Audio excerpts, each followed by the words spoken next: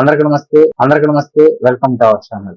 సాధారణంగా ఏ రాజకీయ నాయకులైనా సరే ఒక పార్టీ నుంచి మరొక పార్టీకి మారడం అనేది సర్వసాధారణం. కానీ ఒక ఉద్యమం లాగా ఒకరి తర్వాత ఒకరు మారుతూ ఉంటే గనక అది ఆ పార్టీకి చాలా నష్టం. ప్రెసెంట్ వైసీపీ పార్టీ పరిస్థితి అలాగే మారింది. సో దీనిపైన మనతో పాటు చర్చించడానికి ఉన్నారు టీడీపీ మాజీ ఎమ్మెల్సీ ఏఎస్ రామకృష్ణ గారు. సార్ నమస్తే. నమస్కారం అండి. సార్ చూసుకుంటే కనుక వైసీపీ నుంచి టీడీపీలోకి ముగ్గురు ఎమ్మెల్సీలు మారడం జరిగింది. వాళ్ళకి రాజీనామా అనేది కన్ఫర్మ్ చేసుకోలేదు. వాళ్ళు రాజీనామా ఇచ్చినా సరే దాన్ని అమలు చేయలేదు. అయినా సరే వీళ్ళు మారిపోవడం జరిగింది. ఒక్కసారిగా ముగ్గురు అంటే అసలు ఎందుకు ఈ ఎమ్మెల్సీలు మారిపోయారు? అంటే మీరు చెప్పినటువంటి నిన్న తెలుగుదేశం పార్టీలో చేరినటువంటి మర్రి రాజశేఖర్ గాని, కళ్యాణ్ చక్రవర్తి గాని, పద్మశ్రీ గారు గాని వాళ్ళు చాలా స్పష్టంగా నిన్న చేరిన తర్వాత చంద్రబాబు గారి చేతుల మీదకుంటా మేమెందుకు తెలుగుదేశం పార్టీలో చేరామని చెప్పని కూడా చెప్పారు.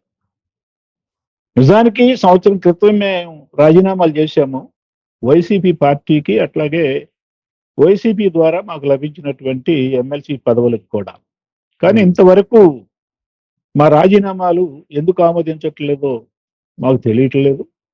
కానీ మేము రేపు సోమవారం కూడా వెళ్తాము, మండలికి వెళ్తాము, మళ్ళా మేము ఒత్తిడి చేస్తాము అని చెప్పని అన్నారు. అంతేకాదు, అంతకు ముందు జయమంగళ ఆయన కైకూరు అయిన వెంకటరమణ, తర్వాత పోతుల సునీత, ఇంకొక ఆవిడే జాకియా ఖానా, వీళ్ళు ముగ్గురు కూడా రాజీనామా చేశారు. ఇంకెంతమంది రాజీనామా చేస్తారో చెప్పలేము అనేటటువంటి పరిస్థితిలో ఉంది. అటు వైసీపీ ఎమ్మెల్యేలు కూడా రాజీనామా చేస్తారనే వినికిడి ఉంది. ఎమ్మెల్సీలు ఇంకెంతమంది రాజీనామా చేస్తారో తెలియదు. కానీ కొంతమంది టీడీపీలో చేరటానికి, కొంతమంది జనసేనలో చేరటానికి, కొంతమంది బీజేపీలో చేరటానికి సిద్ధంగా ఉన్నారు అని చెప్పని అంటా ఉన్నారు. ఇది నిజం కూడా కావచ్చు. ఎందుకని ఇవాళ ఈ విధంగా ఎమ్మెల్సీలు కానివ్వండి, అనుకుంటున్నటువంటి ఎమ్మెల్యేలు కానీ టీడీపీలో చేరతా ఉన్నారు అని చెప్పారంటే, నేనైతే ప్రధానంగా జగన్మోహన్ రెడ్డి యొక్క మొండి వైఖరే ప్రధాన కారణం అని చెప్పి అనుకుంటున్నాను. ఆ రోజైనా 2014-19 మధ్య అహంకారం, అహంభావంతో విర్రవీగాడు. తొలిసారి మరి చిన్న వయసులోనే ముఖ్యమంత్రి అయ్యాడు. ముఖ్యమంత్రి పదవి వచ్చిన తర్వాత చాలా వినయంగా, హుందాగా, ప్రజారంజకంగా పరిపాలించటం పోయి ప్రజాకంటకంగా ఆయన పరిపాలించాడు. ప్రజలనే కాదు, వైసీపీ నాయకులు, ముఖ్యమంత్రి జగన్మోహన్ రెడ్డి గారు వాళ్ళు చేసినటువంటి మాఫియాల గురించి నేను ప్రత్యేకంగా చెప్పాల్సినటువంటి పని లేదు. చివరికి చంద్రబాబు నాయుడు గారి పట్ల వాళ్ళు వ్యవహరించినటువంటి తీరు కూడా ఇవాళ ప్రజల్లో ఆ పార్టీ పట్ల విపరీతమైనటువంటి వ్యతిరేకత రావటానికి కారణం అనుకుంటున్నాను. ఎప్పుడైతే 53 రోజుల పాటు చంద్రబాబు నాయుడు గారు లాంటి జాతీయ స్థాయి నాయకుడిని, దాదాపు మరి 14 సంవత్సరాలు అప్పటికి ముఖ్యమంత్రిగా చేసినటువంటి వ్యక్తిని ఏం ఆధారం లేకుండా చివరికి ఎఫ్ఐఆర్లో పేరు లేకపోయినా కూడా ఆయన్ని జైల్లో పెట్టడం అనేది అన్యాయం. సరే, చివరికి ఆయనకి బెయిల్ వచ్చింది అనుకోండి. సరే, ప్రతిపక్షంలోకి వచ్చిన తర్వాత మారతాడా అని చెప్పి అనుకుంటే, చంద్రబాబు నాయుడు గారు ప్రతిపక్షంలో ఉన్నప్పుడు ప్రతిపక్ష నాయకుడిగా శాసనసభలకు రాలేదా? వచ్చాడు కదా. ఆయనతో పాటు తెలుగుదేశం పార్టీ సభ్యులు కూడా వచ్చారు కదా. వాళ్ళ సాధ్యమైన మేరకు, శక్తి మేరకు 151 మంది వైసీపీకి సభ్యులున్నా వాళ్ళు ఎంత గందరగోళం చేస్తున్నా, వీళ్ళని మాట్లాడనీయకుండా, వీళ్ళని ఎన్ని అవమానాలు చేస్తా ఉన్నా కూడా రోజు సభకు వచ్చారు, వాళ్ళు ప్రశ్నించారు. సాధ్యమైన మేరకు వెళ్లలోకి వచ్చారు, కొన్నిసార్లు ధర్నా చేశారు, కొన్నిసార్లు వాకౌట్ చేశారు. అది రాజకీయం. ఒక రాజకీయ పార్టీ ఏదైతే చేయాలో అదే చేసింది తెలుగుదేశం పార్టీ. ఒకనప్పుడు కాంగ్రెస్ పార్టీకి కేవలం 26 సీట్లే వచ్చినాయి. 26 సీట్లు వచ్చినాయి కాబట్టి ఆ పార్టీకి ప్రతిపక్ష హోదా ఇవ్వాల. జనార్దన్ రెడ్డి అనుకుంటే అప్పుడు ప్రతిపక్ష నాయకుడు. జగన్మోహన్ రెడ్డి లాగా నేను ప్రతిపక్ష హోదా నాయకుడు హోదా ఇస్తేనే నేను వస్తాను, కేబినెట్ హోదా ఇస్తేనే నేను వస్తాను, ముఖ్యమంత్రితో తో పాటు సమానమైనటువంటి టైం నాకు ఇస్తే వస్తానని చెప్పాను జనార్దన్ రెడ్డి అనలేదు ఆ రోజున. వాళ్ళకి తెలుసు కాబట్టి. దేశంలో స్వాతంత్రం వచ్చిన తర్వాత ఇంతవరకు ఈ విధంగా అడిగినటువంటి ప్రతిపక్ష పార్టీ నాయకుడు ఎవరు కూడా లేరు. ఇదేంటి అసలు నాకు అర్థం కాదు. నీకు మొత్తం సభ్యుల్లో 10% మంది ఉంటేనే నీకు ప్రతిపక్ష హోదా వస్తుంది. నువ్వు ప్రతిపక్ష నాయకుడు వస్తావు, నీకు కేబినెట్ ర్యాంక్ వస్తుంది, నీకు అసెంబ్లీలో ముఖ్యమంత్రితో పాటుగా సమానమైనటువంటి టైంని కేటాయిస్తారు, లేకపోతే కొద్దిగా తక్కువ టైం ఇస్తారు. అసలు అట్లా కాకుండా రాజ్యాంగాన్ని కాదని, సాంప్రదాయాల్ని కాదని, నువ్వేమైనా దేవుడివా, నువ్వేమైనా దిగొచ్చావా, నువ్వేమైనా మగాడివా? అరే అవన్నీ వదిలేసి ఇదని పిల్లాడు మారం చేసినట్టుంది. కానీ తినుబాబు వాళ్ళు చెప్తున్నారు, తెలుగుదేశం పార్టీ ఎమ్మెల్యేలు, మంత్రులు, చివరికి ముఖ్యమంత్రి కూడా చెప్తున్నారు, అరే నీకు టైం ఇస్తామయ్యా, నువ్వు రా, నువ్వు వచ్చి మాట్లాడు అని చెప్పని. ఈయన అంటాడు, నేను ప్రెస్ మీట్ లో మాట్లాడుతున్నా కదా అంటాడు, నేను చెప్పాల్సినవి ప్రజలకు చెప్పాల్సినవి ప్రెస్ మీట్ లో మాట్లాడుతున్నాను కదా అంటాడు. నిన్ను పులివెందుల ప్రజలు ఎన్నుకుంది, మీ ఎమ్మెల్యేలని ఆయా నియోజకవర్గాల ప్రజలు ఎన్నుకుంది, వాళ్ళకు ప్రాతినిధ్యం వహించి శాసనసభలో వాళ్ళ సమస్యలు పేర్కొని ఆ సమస్యలు తీరుస్తారనే ఉద్దేశంతో మిమ్మల్ని శాసనసభకు పంపించారు. ప్రెస్ మీట్ లో మాట్లాడటం ఏంటి? ప్రెస్ మీట్ అనేటటువంటిది అదొక సభ కాదు కదా. ప్రెస్ అనేటటువంటి ఫోర్త్ ఎస్టేట్ ఒప్పుకుంటా, కానీ నీ ప్రెస్ మీట్ ఫోర్త్ ఎస్టేట్ కాదు అది. కాబట్టి ఆయన చాలా వితండవాదం చేస్తున్నాడు. అది నేను ఒకటి చెప్తాను సార్, ఏమంటే ఎవడి కర్మను రాయడండి, ఎవడి కర్మను వాడే రాసుకుంటాడు. నేను ఏమనుకుంటానంటే ఇవాళ జగన్మోహన్ రెడ్డి గారు ఆయన కర్మని ఆయనే రాసుకుంటున్నాడని నేను అనుకుంటున్నాను. ఎవరు కూడా జగన్మోహన్ రెడ్డి ఇవాళ ఆయన ఎవరు అనాల్సిన పని లేదు. ఆయన పార్టీని ఎవరు నాశనం చేస్తున్నారని చెప్పని అంటే నన్ను అడిగితే ప్రశ్న ఒకే ఒక్కడు, జగన్మోహన్ రెడ్డి వల్లనే ఇవాళ వైఎస్ఆర్సీపీ పార్టీ మసకబారిపోతాంది అని చెప్పని నేను అనుకుంటున్నా. వాళ్ళ ఎమ్మెల్యేలకు కానీ వాళ్ళ పార్టీ నాయకులకు కానీ ఇవాళ భవిష్యత్తు లేకుండా పోతోంది అని చెప్పనంటే జగన్మోహన్ రెడ్డి గారి వల్లే అని చెప్పని నేనైతే భావిస్తా ఉన్నాను. ఎందుకని రియలైజ్ అవటం లేదు సార్? అంతేకాకుండా ఎందుకు ఇప్పుడు పార్టీ నుంచి మారిపోతున్నారు కదా సార్, ఎమ్మెల్సీలు కావచ్చు, జనాన్నట్టుగానే ఎమ్మెల్యేలు కూడా మారిపోతున్నారని వార్త వస్తుందని చెప్తున్నారు కదా. కేవలం జగన్మోహన్ రెడ్డి గారి వైఖరి వల్ల మాత్రమే ఇలా మారిపోతున్నారా, లేదంటే వాళ్లకు ఆ పార్టీలో అంత ప్రాతినిధ్యం మీద నిలిపోతున్నారా?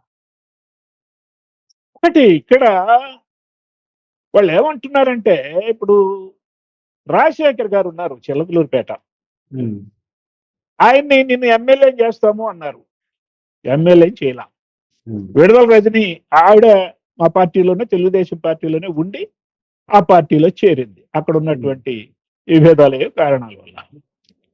మరి ఆయనకి ఎమ్మెల్యే పదవి ఇవ్వనున్నా నెలకొని ఉన్నాడు. చాలా మంచి వ్యక్తి నాకు తెలిసి. ఆయన అక్కడ ఎలాంటి రాజకీయాలు ఉన్నాయి అనేది నాకు తెలియదు, కానీ వ్యక్తిగతంగా పర్వాలేదు. సరే, ఎమ్మెల్సీ ఇచ్చి నీకు మంత్రి పదవి ఇస్తామని చెప్పని కూడా హామీ ఇచ్చారు. ఎమ్మెల్సీ అయితే ఇచ్చారు కానీ మంత్రి పదవి ఇవ్వాల. పైపెచ్చు అతనికి ప్రాధాన్యత కూడా లేదు.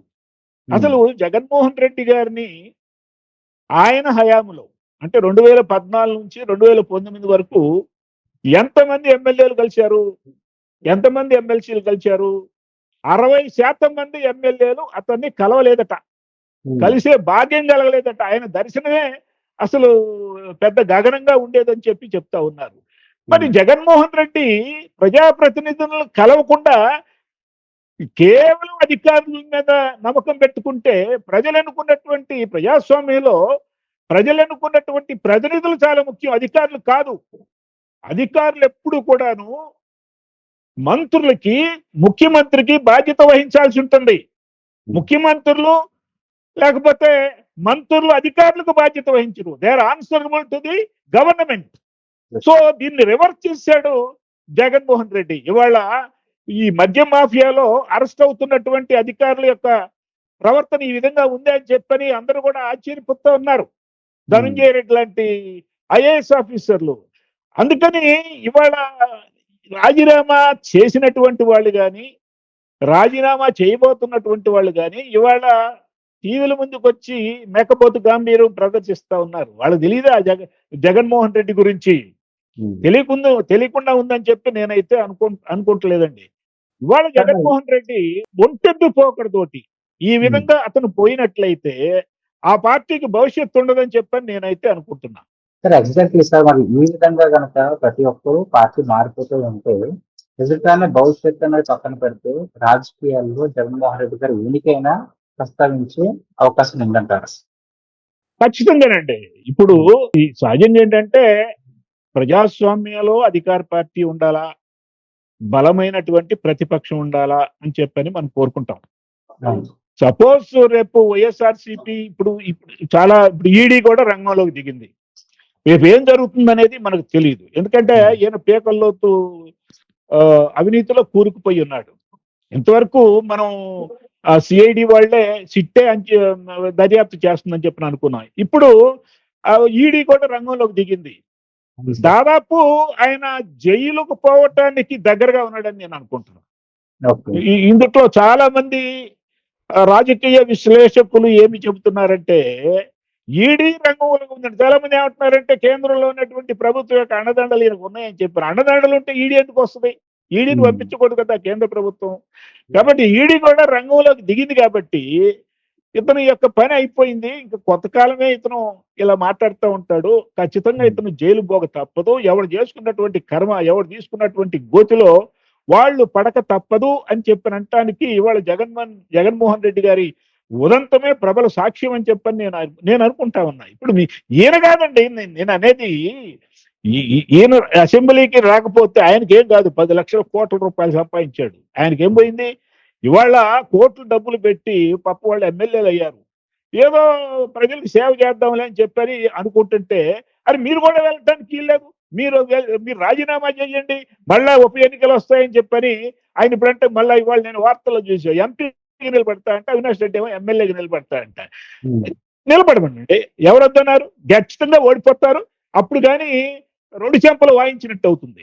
అందుకని ఈ పార్టీకి ఈ విధంగానే జగన్మోహన్ రెడ్డి లేకపోతే ఇక తప్పక ఆయన ఎమ్మట నడిచేటటువంటి వైసీపీ నాయకులు ఎవరైతే ఉన్నారో వాళ్ళు ఈ విధంగా అనవసరంగా నోరు బారేసుకుంటే, ఈ విధంగా ప్రవర్తించినట్లయితే ఈ పార్టీకి భవిష్యత్తు అనేటటువంటిది ఉండదు.